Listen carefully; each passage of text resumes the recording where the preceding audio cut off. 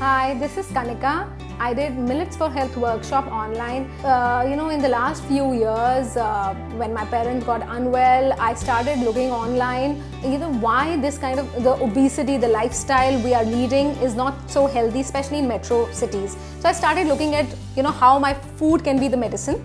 And that's when in my search, I found about Millets for Health and I joined their workshop and it has been a game changer for me. मैंने इससे पहले कभी भी अपनी kitchen में 2 या 3 millets के से ज़्यादा कभी सुना नहीं था. इस वर्कशॉप में because of Pallavi, I came to know there are about 9 varieties of millets, and this workshop helped me, to understand them and how to play with them in the kitchen and how to feed those, nutritious millets to my kid, from ragi malt to sattu drink to risotto made of barnyard millet to kodo millet salad. I have tried everything and it is so nutritious. In the last 20 years, I think we have forgotten our roots. The entire market scenario has changed.